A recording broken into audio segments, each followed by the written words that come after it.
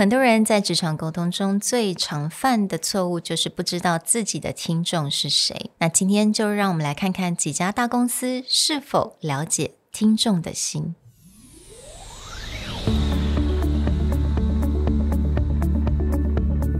Hello， 欢迎来到 Executive Plus 主管与沟通力的 Podcast。I'm Sherry, an educator, certified coach, and style enthusiast. 我相信专业有效的沟通是语言跟逻辑的完美结合。And I'm Nick, a startup consultant, corporate trainer, and late-night gaming junkie. I believe great communication requires the right mindset and solid frameworks.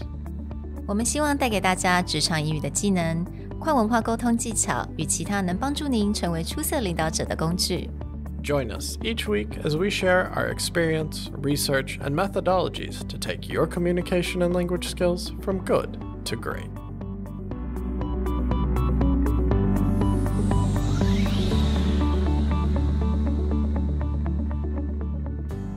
Hey everybody, welcome back to the Executive Plus podcast. A few episodes ago, you got a small hint of my rant on Apple's October 18th reveal of the new MacBook Pro. And as always, my rant with Apple has nothing to do with their technology. I'm very excited and tempted to switch out my computer, which is only a year old, for the new MacBook. But they're starting to create problems for themselves because the way that they're framing out things is causing a lot of pushback and upset users. Not because they don't like the technology, but like me, because they feel that Apple is not being honest about some of their decision making, and the way that they're framing out things seems disingenuous. Now, this could be an isolated Apple incident, but the reality is, just a few days ago, Facebook also had a big announcement changing their company name and a focus of their company. And again, because they didn't really know what their audience was thinking, there's been a lot of lashback. Not on the idea, just on the way it's being talked about. 那我们请大家果粉们不用担心，我们今天要来讲的不是 Apple 的 technology。Again， 我们比较专注于就是在一个沟通上面，他们怎么做简报，跟他们怎么去发表他们新的产品。所以我们今天会有3个大品牌 Apple、Facebook 还有 Range Rover. We never done a car brand before. We haven't. But what becomes interesting is these are all ideas about what happens when you frame something, which we encourage and we've talked a lot about on this podcast, but you don't actually know what your audience is thinking. Or when you frame things, you're not taking your audience into account. So this is a lesson on how not to frame things and the importance of connecting with your audience. 所以今天这个单元最主要是来再提醒大家一下听众，了解你的观众、你的听众的重要性，还有当在你做简报跟 even 你要写 email 之前，要先想好你的听众是谁，你的观众是谁。我觉得有时候我们在工作中，我们就是想要急着把事情做出来，有的时候还是会忘记。So it's like a reminder for everyone when even we're doing our daily jobs, presentation, email writing, still think about your audience, connect with them. So let's start with my original rant, Apple. In the latest iteration of the Apple MacBook, they actually reversed a lot of the engineering or design decisions that they had made over the last 5 or 6 years. And what they reversed are things that people, their users, were very vocal about needed to go back. Right.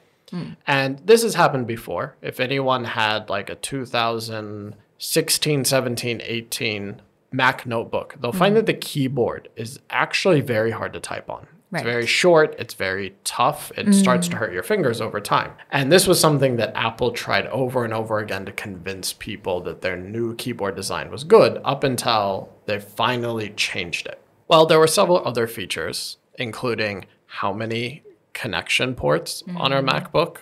The MacBook for a very long time had a magnetic charging cable that people really loved. They got rid of that. And then you have the touch bar at the very top. They replaced the keys of like volume, screen brightness with a touch bar. And a lot of people were like, I don't know what the point of that is. But Apple, like for years, had talked about how innovative this was. They got rid of all these things and they went back to having a magnetic charging point, adding more connectors like HDMI directly on the computer, SD card directly on the computer, and they got rid of the touchpad. Okay. And then, rather than talk about these were all the things their users wanted, they went, we decided to make the most advanced connectivity ever. They framed it like this was an improvement, even though they're reversing their own design decisions. Because it just seems to me that, 他就是把一些以前大家喜欢的东西全部放在一起嘛. Basically, they're bringing back everything that everyone loved, right, from MacBook. And then you mentioned this before, this kind of feels very dishonest. Yeah, it does, because you're taking something that you made bad design decisions. You reverse all those design decisions, and then you act like people should praise you for making this decision. So again, actually most people, because they updated the silicon chip, the graphics chip, and everyone's really excited about that. I myself, again, tempted to trade in my notebook. But then I cannot stop rolling my eyes when I'm watching them talk about, oh, we put the HDMI connection back in it. And what's funny is I have my old 2014 MacBook Pro that has everything that they had. It has all the HDMI port. It has multiple, at that point, USB-A, an SD card reader. So it's like when you're pitching the most advanced connectivity ever, are you talking about a 2021 MacBook Pro or a 2014 MacBook Pro? Because it's the same thing. So here's the question though. 那你觉得他们应该要怎么样 phrase? Like what is the framing they should have gone for?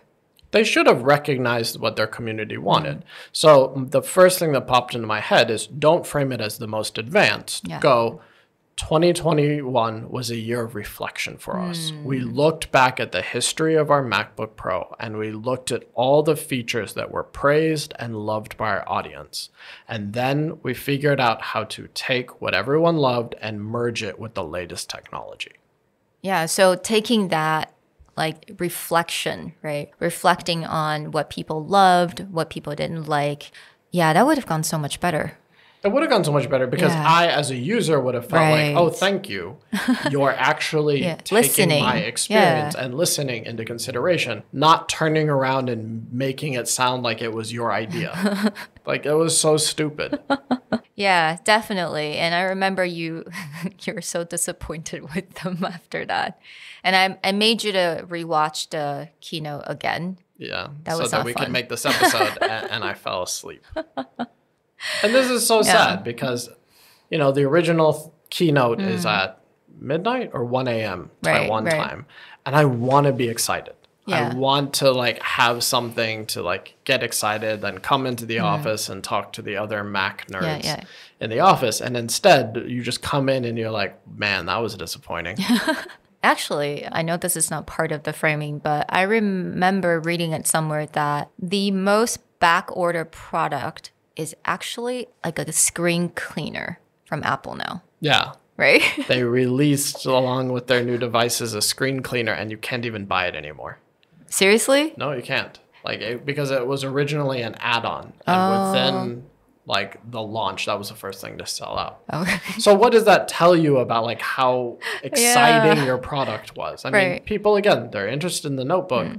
But the way you're phrasing it, and if you look at a lot of the forums, you look at a lot of the news posts, people are just like, what the hell, Apple? Yeah. All right. So, okay, I have to ask about Facebook, right? 前几天, Mark Zuckerberg made an announcement that they wanted to make it metaverse. I don't know. Explain to me what that is. Okay. Metaverse, if you've ever seen the movie Ready Player One, or essentially, The Matrix would kind of be a metaverse. The idea of a computer simulation that you can live in, and it removes a lot of the constraints that we have on Earth. And it's kind of that world that you can live in through VR, AR. Facebook has done an interesting thing where Mark Zuckerberg is trying to reframe the idea of what the metaverse is.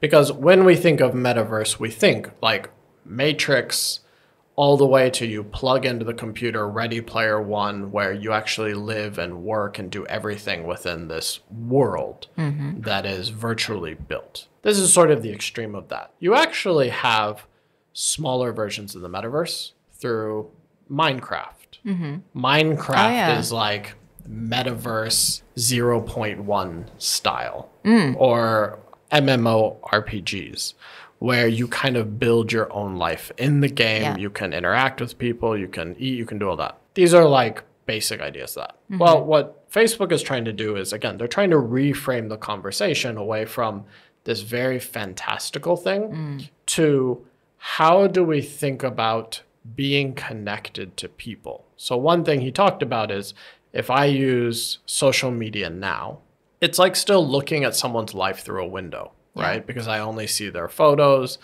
It's not a very fully interactive experience. I still feel like I'm looking through a window at somebody else's life. But he says in the future, what it should feel like is when I connect with someone, my parents are in the US. I should have a way, whether it's through virtual reality or some of their medium, to literally feel like I'm sitting down in a living room talking to them. Right. And that should feel very seamless. Okay. So now everything you described, that sounds really exciting. But I think what Facebook didn't take into account is one incident that happened just a couple months ago, right? Yeah, this is back to they can build out this big picture. But there's a lot of things that are happening right now that make people listen to what Facebook's saying and going, you're full of crap. And one of those big things was a study that came out of Facebook itself. Someone leaked the study that talked about the negative mental health problems that social media causes, especially among high schoolers. That actually it induces impression, makes them feel more isolated, farther away from their peers and companions and from other people. And so when he's up there talking about connectivity, most people are going, but there are studies, even that you as a company have done, that social media is not connecting people. It's making them more lonely and more depressed than ever before. Right.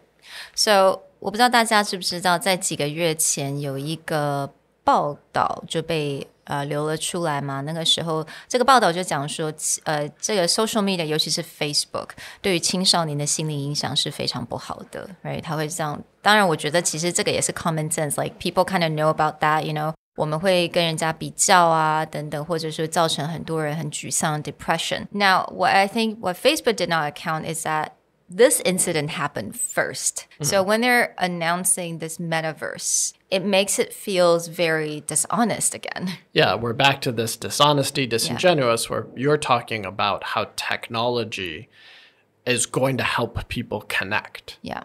But then most people are going, but the way that social media works across multiple research studies is the total opposite of what you're describing.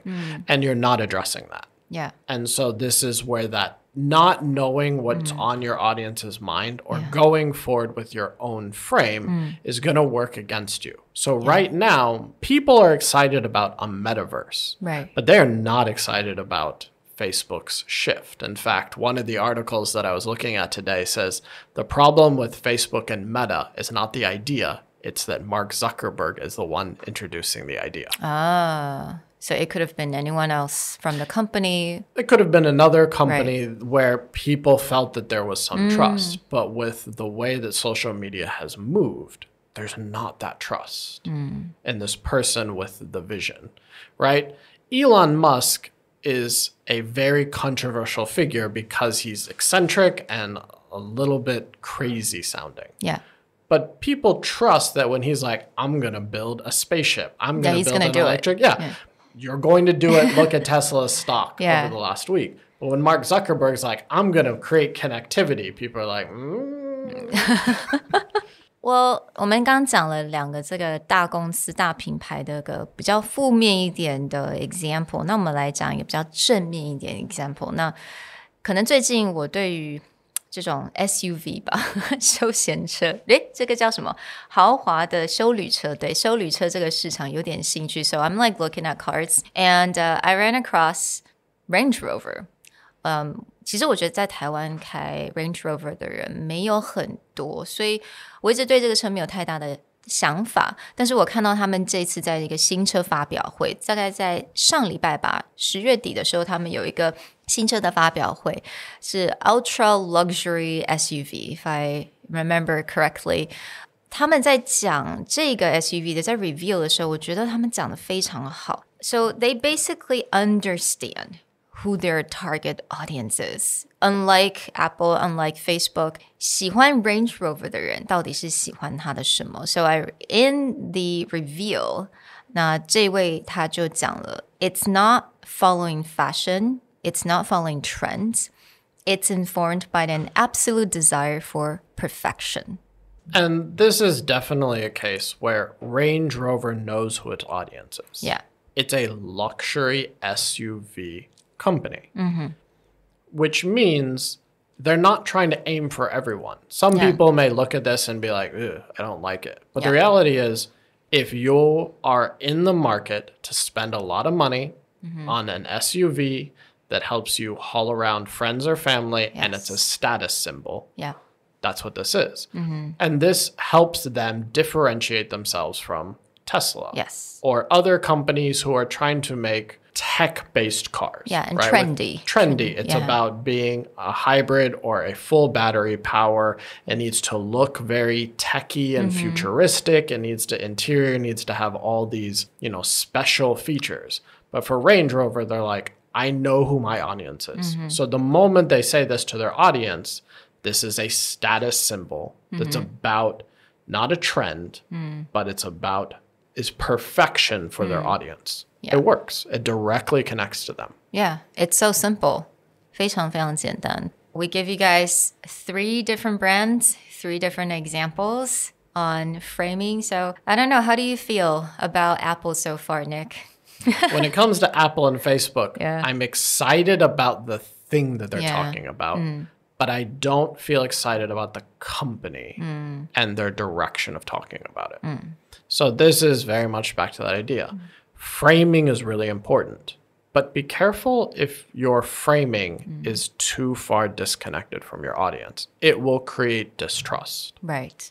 Stay connected with who you are and your audience. We'll talk to you guys next time. Bye. Bye. The Executive Plus podcast is a Presentality Group production, produced and hosted by Sherry Fang and Nick Howard. You can search us on Facebook, 主管英文 Executive Plus.